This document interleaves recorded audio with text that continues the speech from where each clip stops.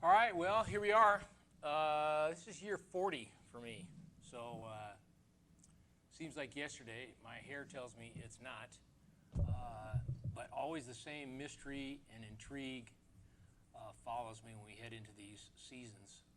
I've got Ulonzo and IJack here, and we've all been here together since the start of this deal, which seems like 17 years ago, which is actually the 6th year. So it's good to have a few veterans on board. I think it's kind of fun for a number of reasons. We're creeping out of the COVID era, which I give our institution and our program a ton of credit for battling all that out. It was not an easy time on our country. We're still battling through that, and not an easy time on student athletes or certainly young people everywhere. So we managed to get in the playoffs last year and make a good run. Feel very, very solid about our football team. With all due respect to all the great Aggie teams of the past, of which I was on a great one, I still say this: I think this is the best Aggie football team in the history of Aggie football. We have more quality players up and down our roster than we've ever had, certainly since I've been here, and in the Division I era for UC Davis. And culture is through the roof. I always say the best things about Aggie football are the school and our guys. And Ulonzo was elected team captain for the 3rd time at UC Davis after checking with Coach Foster and Coach Biggs and Ken O'Brien and Scott Berry. And I think he may be the only 3-time captain in the modern era of Aggie football, and obviously Coach Foster goes back. And that says a lot. And I know in some places it's just, hey, let's just pick the best player. Well, he is a good player, but he's also a great leader. And Teddye Buchanan getting elected by his peers, I think that says a bunch. We have a program in place where they will pick the 2 other captains each week, and this week they picked Cam Trimble on defense and McAllen Castles on offense, so those guys will represent us at the coin toss. But really, I hate the term excited, and I need to be better at English. I'm very intrigued about this season. I think it foretells a lot of great things for our team. And I think we have a good team, and I think we're having a team that gets better as we go along. Certainly a great schedule, open it up, but hey, if you're good, you want to be tested, you want to get after it. So we're looking forward to finally playing, and seems like we've been practicing for 107 days now, so it's time to start playing somebody else. I have Isaiah Jackson, our inside linebacker coach, with us today. IJack and I first met at the World Championships, not the was the World Championships, because we beat France and Mexico and Japan back in Ohio in when was that? No, that was 15. IJack's a jackrabbit, graduated from South Dakota State. Sioux Falls guy, was at West Virginia State. He, again, has been with us the entire 5, now going on 6 years. A great developer of talent, really, really good person. His wife, Chelsea, got 3 kids, of which all of those have come about in our time together. And really fortunate to have IJack. He hails from Arizona. Also spent some time in the Bill Walsh program with the Arizona Cardinals this summer, but a super valuable member of our staff. And I always say in this deal, head coaches get way too much credit. We have a lot of great people in our organization. One of them is running the camera back there, Tim Ornelas. We'll get him up here at some point. But we are looking forward to getting going and going down and playing Cal. We obviously have a huge familiarity with them, being a sister school to some degree. Justin Wilcox was on our staff at Boise. Aristotle Thompson was on our team. Burl Toller was on our team, our staff here. I always say in the world of Burl Toller, you cannot out-Burl Burl when it comes to Burl. He's the all-time greatest human being in the history of the planet. But have a lot of familiarity with their staff and certainly their players and team as well. So ought to be a good day all the way across the board for the 2 UC schools. So we're looking forward to getting going. Coach, can you update us on camp and how the last few weeks went for you? It's, I think our guys have really responded well. In the modern era of football, Coach Burke, Jeff Burke, our strength coach, does an amazing job getting these guys ready. So you don't want to tear that down. You don't want to turn racehorses into plow horses. So I think our model, we went high-low in terms of our intensity, and with the GPS tracking system we have, working with that, looking at guys' workloads, trying to monitor that and make sure we have appropriate recovery, but when we work, we work. And I think that's been good. Then we started stacking days on days 2 weeks ago to get ready for Cal, and we knew that last week would be hard, and it was. And then you kind of want to taper and get everybody's legs back underneath them this week. But it's been fun. We took them up rafting. That was great experience. We always say at Davis, it's more than football. It's about getting outside the box and doing something a little different, get outside your comfort zone, and that was great. We've been able to do a bunch of team activities and some unity functions. So I think it's been really good all the way across the board. Where'd you go rafting? We went up on the American Fork, yeah. A lot of talk about the quarterback position going into week 1. Have you determined starters and what that'll look like? We have, and you'll know when we get on the field. What have you seen from the guys you've been working with in here? Well, all of our quarterbacks, and I think these guys would tell you, and really, Zoe's an amazing player. We have a lot of really good football players on our team, and I think we could win with a lot of those quarterbacks. And some are in different phases than others, and some have more knowledge and a little more experience. Some bring a little more physicality to it. Some bring some arm to it. Some bring some legs to it. So it's really just kind of combining all those packages. But I think the chemistry in the room is good. I give them a lot of credit. They support each other. So that's been good. Coach, it's a road game, non-conference, so how many people will you bring down? Because that's a nice thing. When you get in league, it's more restrictive. So what's the plan for It is. We will take the whole team, and everybody that's healthy will dress, and that'll be a good opportunity for them, and we'll see how the game goes. But we'd certainly like to get some guys some run in that game, but everybody will dress and be a part of it. So we're leaving Sunday or Saturday morning for the game. Perfect. Okay. Ulonzo, Teddye, I'll ask you this. What does it mean to you guys to be team captain? Obviously, Zoe, you've been in this situation a couple of times, but to be named for a third time. Yeah, it's an honor.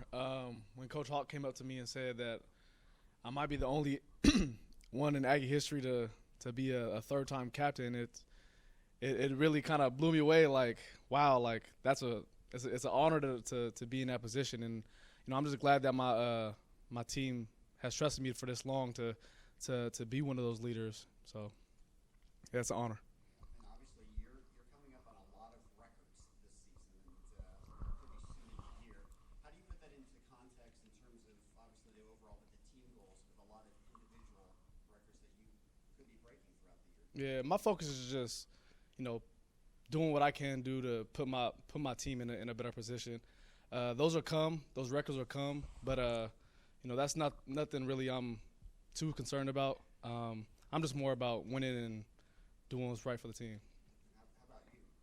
Coach said this is the most talented team he's seen since he coached here. You've been here most of those years. Yeah. What do you think about this team going into 2020? Yeah, this team. I mean, I've played with Keelan Doss, Jake Mayer, and we have some playmakers on this team, and I'm excited for everybody else to kind of see what we've been cooking up, and the people we've kind of put into the position to ball out. So I'm excited.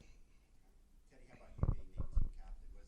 What does that mean to you? Being named team captain was a huge honor, especially coming from my teammates.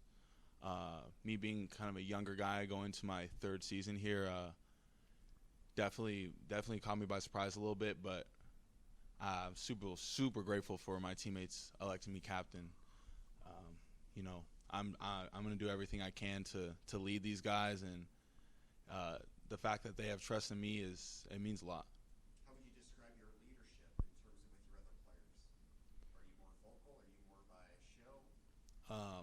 I would say in the past, my first 2 seasons here, I was more just trying to find my role, lead by example type of guy. But I feel like as I've become more comfortable in the program, I've been able to be more vocal, especially once I was named captain. Having that verification that my teammates really trust and believe in me, it meant a lot. So, yeah. How do you respond to the schedule this year? I don't know about you guys, but I know hockey. We talked before, you talked about Florida State and all these teams you had to play at Colorado. But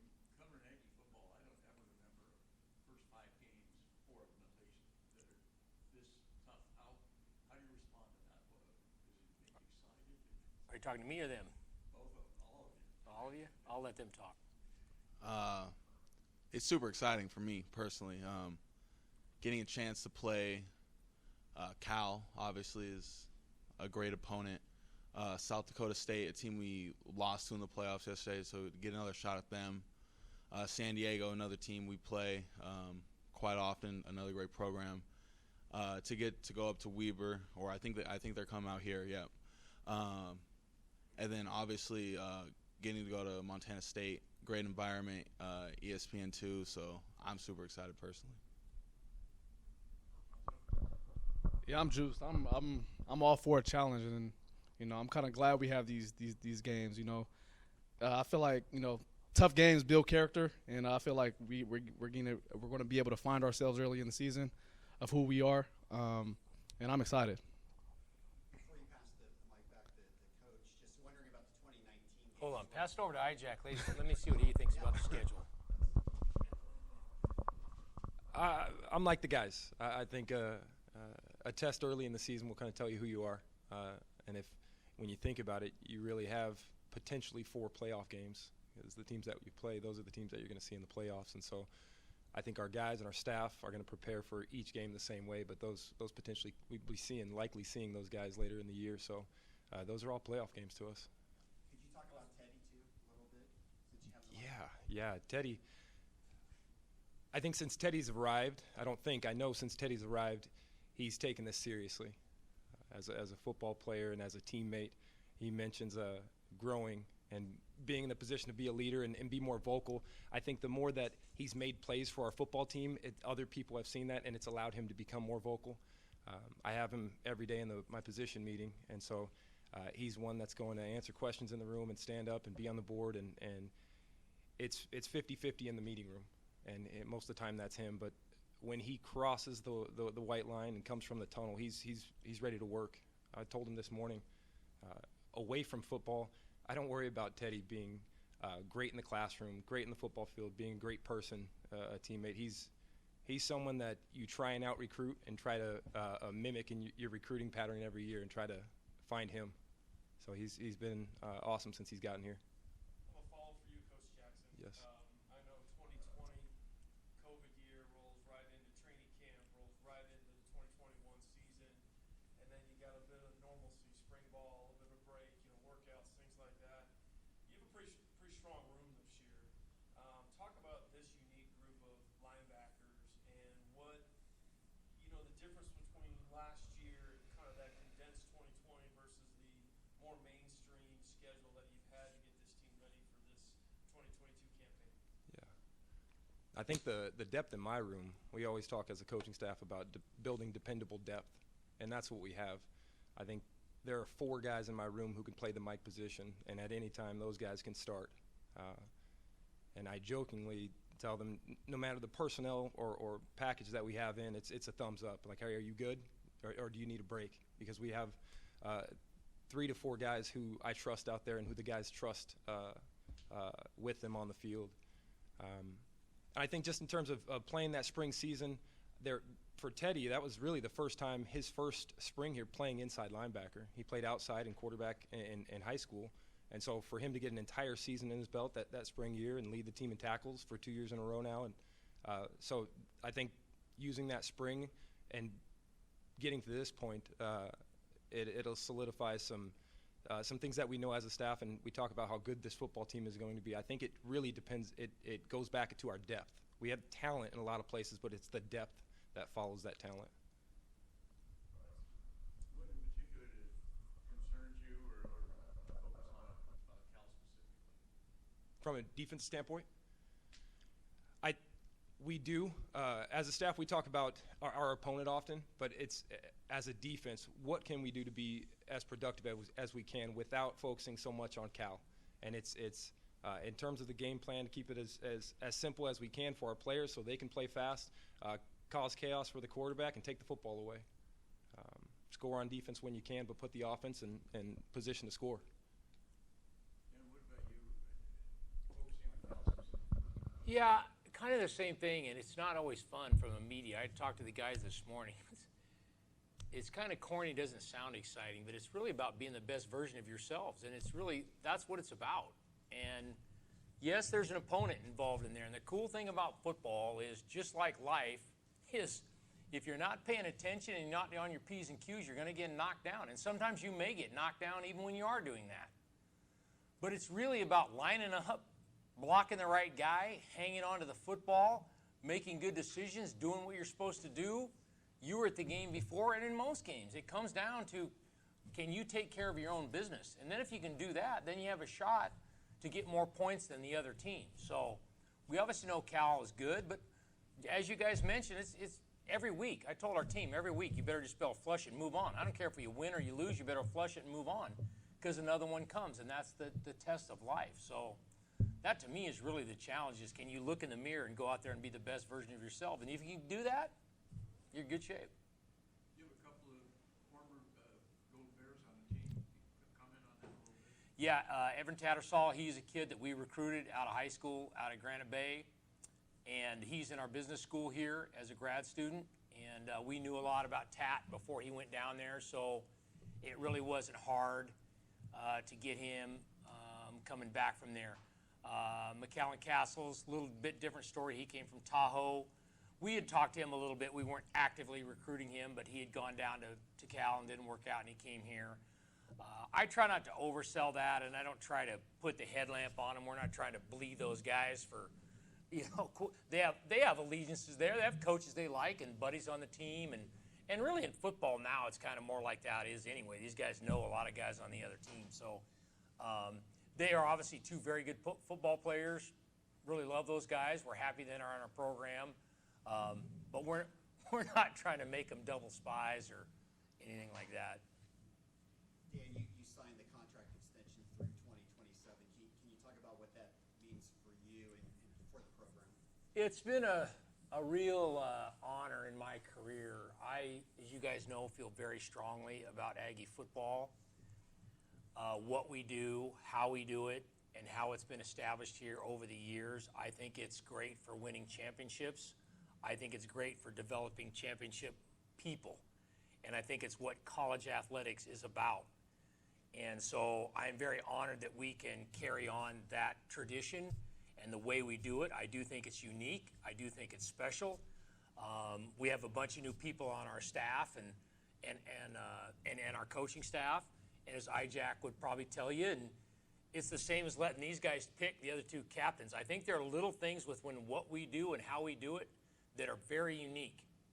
And I love that. And so to be able to carry that on and see how much it means to these guys and how successful you can be on the field and after that, like I just sort of feel the universe has blessed me. I sort of feel like I'm a vessel. I really do. I feel a lot of times I've had an out-of-body experience to some degree, because it's like it's me, but it's not me. It's me in a movie of fun. Coach Foster came in and said some stuff to the guys this morning on offense, and I don't know, you guys are split up. Did he find you guys?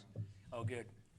But I just can't describe to you how cool that is. I mean, you're talking to a guy that knew Will Lauder and Herb Schmallenberger. And, I mean, I sort of, it's crazy. I just feel like I'm a vessel in time.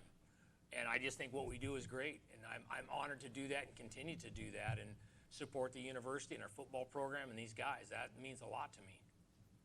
And then, Lonzy, about the coaching changes, obviously Coach Speck has moved on. And how does that, or has it impacted you? I know obviously you've been Yeah, I mean, Speck coached at my high school back when my dad was still in high school. So, Speck was, he's the reason why I'm probably here. You know what I mean? It was kind of sad seeing him leave. He has his reasons. But it was sad seeing him leave. But bringing in KB, he's really passionate about the position he has, and working with the running backs is he loves what he does, and I appreciate him for filling in that spot. Speck is a hard role to replace, but he's jumped right in and did well. How about for you just being here this year? It wasn't always a formality in the offseason that was going to be the case. Yeah. Does it have extra meaning being here this final year? Most definitely. After what happened in the offseason, me jumping in the portal or whatever the case may be, I'm glad to be here, man. I feel like it just showed me that I was meant to be here. And I'm glad to be here, glad to be with my guys. Man, it's an honor. And then finally, a question I wanted to get to. 2019, you played in the Cal game, and I still remember how close that game was. I still think about that late hit call. Yeah. That turned that game. Yeah. You guys were real close to pulling an upset. Yeah. I know every game's different, every year's different, but does that add a little extra motivation? Yeah, it's crazy. We just went over that play today in our meetings. But it just comes down to just us and what control what we can control in our end. Do what we got to do our job, and we're gonna be all right. So yeah. What's it mean moving up to the FBS? Is that a bigger game in your mind? Yeah. Dakota State or Montana State? You talking about playing at FBS? Playing at Cal. Okay, I got you. Yeah, of course. Everybody coming out of high school, they think the Power 5 schools is, and sometimes it doesn't work out that way if you wanted to go there. But of course, we're kind of looked at as a smaller school. But this is just our chance to prove that we're on the same caliber as them. So I'm excited. I'm excited for it, and everybody else is too. How about being on the Walter Payton watch list? Definitely an honor. I could just thank these guys that I'm around every day, man. I couldn't be in the position I am without them. But yeah, that's an honor. But I'm just taking it game by game, week by week. Coach mentioned, Jack, that you did the Arizona Cardinals internship. Can you talk a little bit about that and how it has made you grow as a coach and what that whole thing was about? The staff asked when I got back, what's the one thing I took from being a part of that experience, and it was the urgency in the 24 hours. The urgency from the staff, from the players, that you have 24, you get 24, and making the most of that. And so for me, it was alarm was at 5:15. I worked out, and I got to the facility at 6 a.m., and whoever was in a meeting room, I went and found it, whether it was in special teams or offense or defense. I wanted to be in a room and learn. Of course, we had our position meetings. I worked with the inside linebackers. Coach Bill Davis, who was at Ohio State in 29 years of coaching, and I was able to either way start at 5:15. My day ended around 11:30, 11:45 p.m. and asked as many questions as I could. And it was professionally and personally. My family's from Arizona. My dad's 10 minutes from the facility. My mom got to come up during an open practice, and I coached Dennis Gardick, who's a special teams captain who plays for the Cardinals now, and I have a buddy who's on the staff up there. So it was an incredible experience. Being in that environment at the practice during meetings, seeing J.J. Watt and Buda Baker, and so I had to turn off my fan role and be a coach at some point during practice. So it was really neat experience.